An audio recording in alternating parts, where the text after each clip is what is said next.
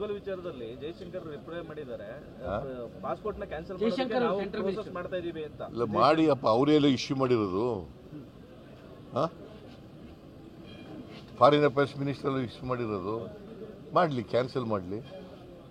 Show cause notice ಕೊಟ್ಟು ಪತ್ರ ಕೊಡೋದು ತಡ ಆಗಿದೆ. 21ನೇ ತಾರೀಕು ರಾಜ್ಯ ಸರ್ಕಾರ ಪತ್ರ ಬರೆದಿದೆ ನಮಗೆ. ಲೆಟರ್ ಕೂಡ ಡಿಲೇ ಆಗಿದೆ. ಜೈಶಂಕರ್ ನಾನು ಬರೆದ ದಿನಗಳಾಯ್ತು. ಪ್ರೋಸೆಸ್ ಲೇಟ್ ಆಯ್ತು. ರಾಜ್ಯ ಸರ್ಕಾರ 15 ದಿನಗಳಾಗಿರ್ಬೇಕು.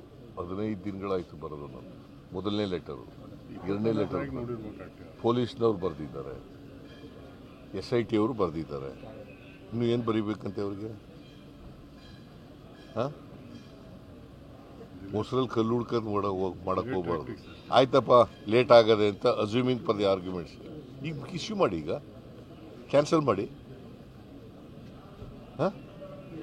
ಪ್ರಜ್ವಲ್ ವಿಚಾರದಲ್ಲಿ ಜೈಶಂಕರ್ ರಿಪ್ಲೈ ಮಾಡಿದ್ದಾರೆ, ಪಾಸ್ಪೋರ್ಟ್ ನ ಕ್ಯಾನ್ಸಲ್ ಮಾಡೋದಕ್ಕೆ ನಾವು ಪ್ರೋಸೆಸ್ ಮಾಡ್ತಾ ಇದೀವಿ ಅಂತ. ಇಲ್ಲ ಮಾಡಿ ಅಪ್ಪ, ಅವರೆಲ್ಲ ಇಶ್ಯೂ ಮಾಡಿರೋದು.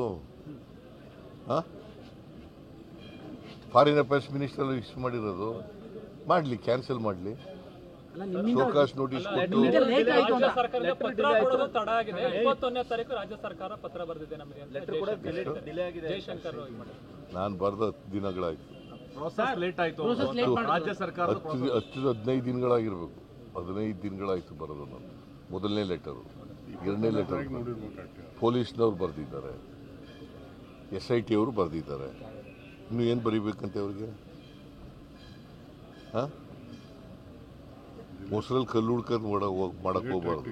ಆಯ್ತಪ್ಪ, ಲೇಟ್ ಆಗದೆ ಅಂತ ಅಸ್ಯೂಮಿಂಗ್ ಫಾರ್ ದಿ ಆರ್ಗ್ಯುಮೆಂಟ್ಸ್. ಈಗ ಇಶ್ಯೂ ಮಾಡಿ, ಈಗ ಕ್ಯಾನ್ಸಲ್ ಮಾಡಿ.